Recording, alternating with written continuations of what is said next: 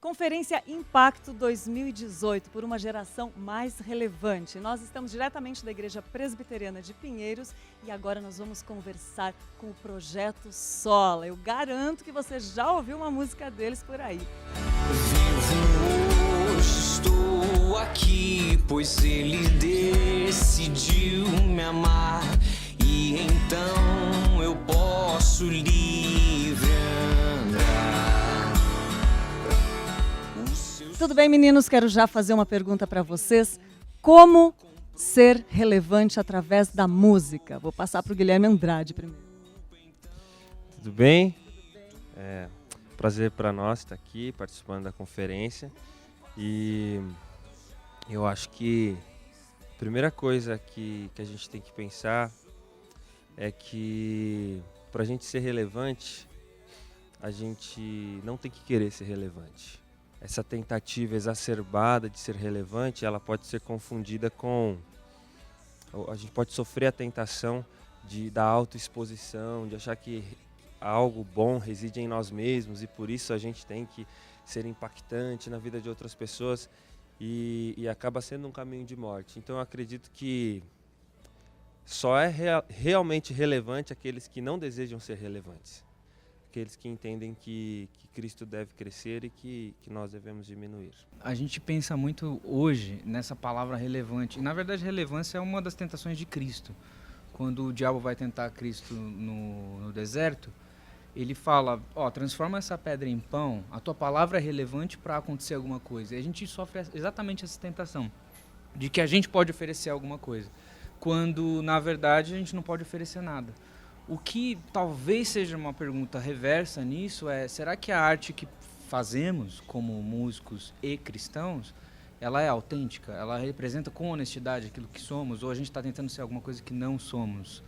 Eu quero compor música para ser famoso dentro do escopo cristão, ou dentro do escopo do rock, ou dentro do escopo do samba, seja qual estilo.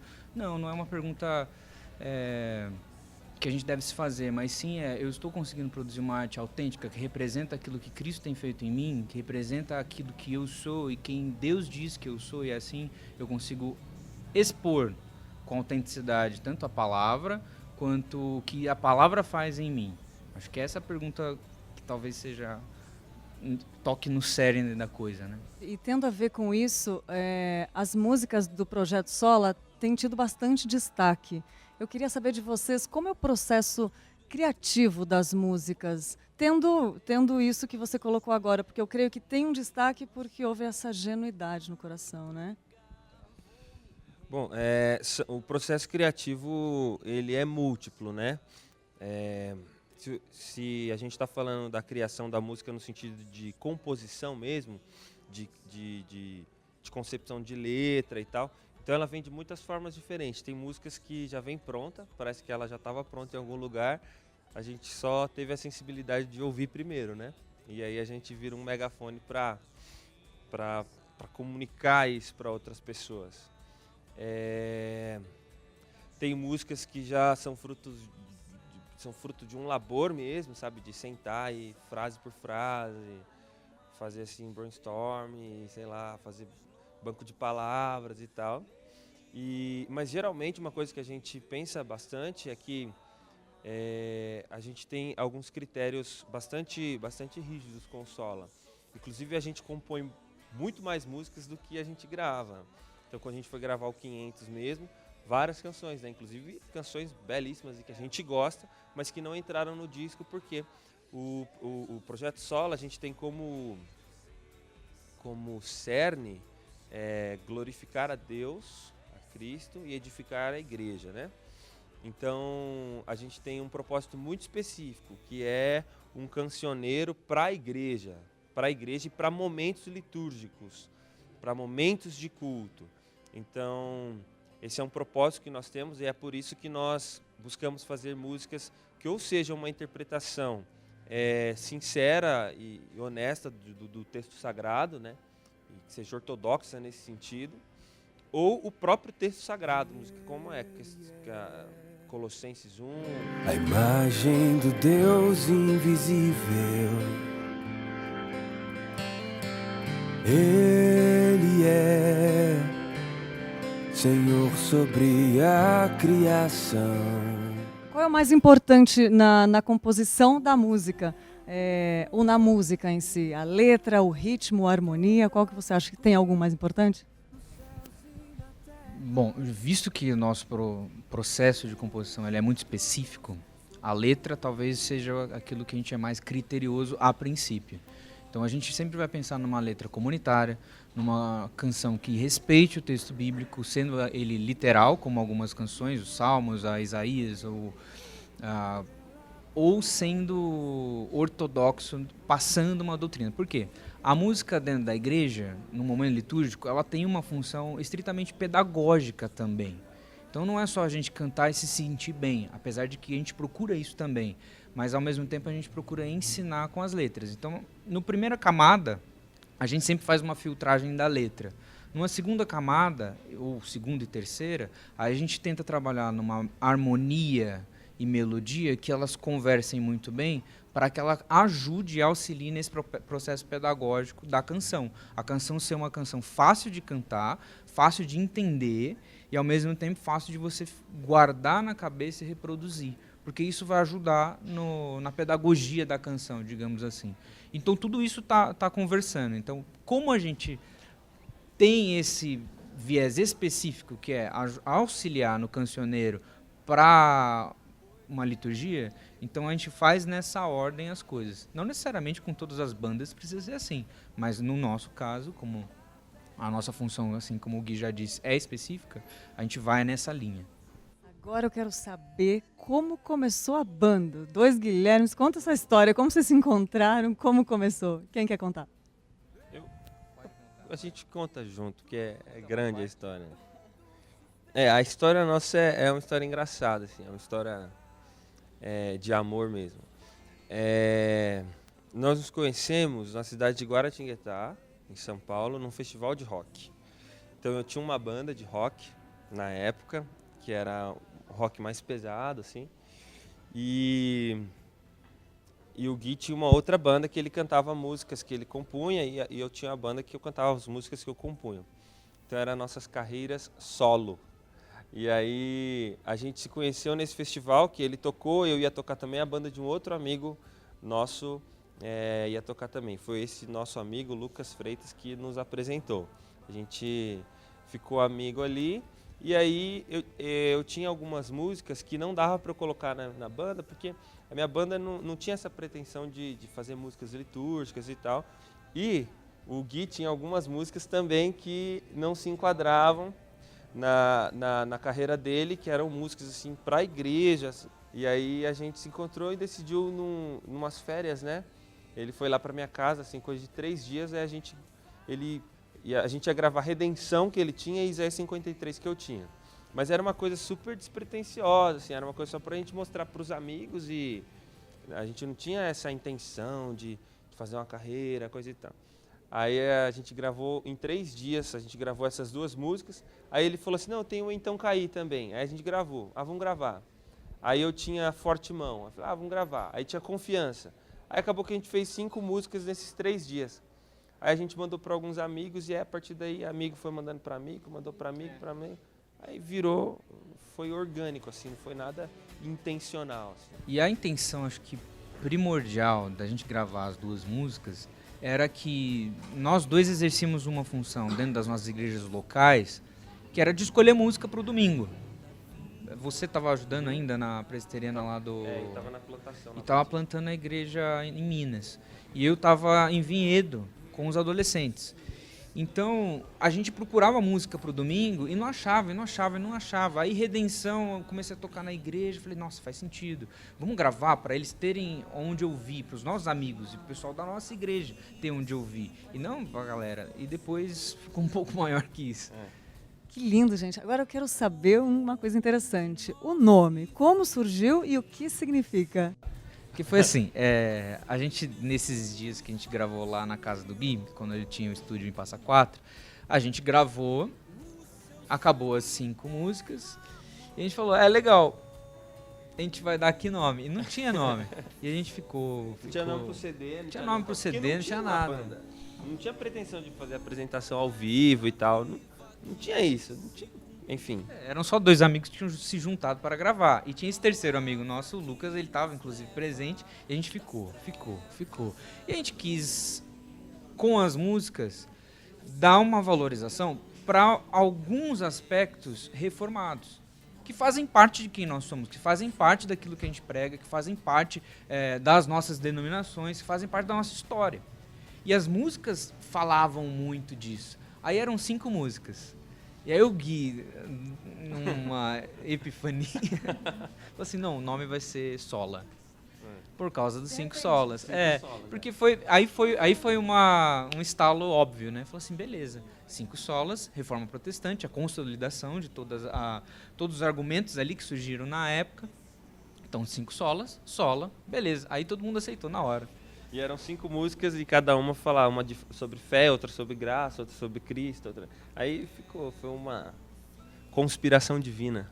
Muito lindo ver Deus fazendo, né? Depois que está pronto, depois você olha para trás e fala, cara, dá para ver que é realmente a mão de Deus fazendo, né? Assim, é lindo e despretensioso, que nem você falou, né? Uma vontade genuína, é lindo. De parabéns, meninos. Agora eu quero fazer uma pergunta, como é a convivência entre vocês? Conta pra gente. Bom, tirando o fato de que ele é corintiano, e aí eu abri uma oportunidade para um corintiano na minha vida, que é ele. Aí a cota de corintiano já deu. Não, brincadeira. A gente tem uma convivência de irmãos, né? A gente fica muito tempo junto, em viagens e tal. Tem semanas que a gente fica às vezes mais juntos do que nas nossas próprias casas. O que deve ser um pouquinho mais fácil para ele, que é solteiro, um pouquinho mais difícil para mim, que sou casado e tenho um filhinho novo. Mas a gente tem, assim, é um bálsamo. A nossa convivência é uma bênção, para mim. Quando a gente começou, porque assim, o processo do Sola foi um pouco rápido. Então, com 1 ano de amizade, a gente já produziu mais ou menos, né? Então, quando a gente lançou, nós não éramos exatamente os melhores amigos. A gente era amigo e tinha participado da faculdade juntos, cantado junto. Beleza, era um bom amigo. Mas ao longo dos anos a gente foi estreitando muitos laços ao ponto de um confiar no outro, a gente passar por umas coisas bem difíceis juntos. Eu acho que esse processo de sofrimento, de dor que a gente foi passando ao longo de 2014 para cá, né? Acabam aproximando muito e tornando a gente família mesmo. Então, o Gui, a família dele, Tainá e Tito, até seus pais e os meus pais para ele, a gente se sente em casa. Então, uma grande família. É a nossa família estendida, assim. Gente, o som de vocês ele é contagiante, né? Tem uma mistura de sons acústicos com elementos folk. Por que a escolha do estilo? E conta pra gente como que tem sido levar esse estilo para as pessoas. O folk é bastante amplo, assim, né?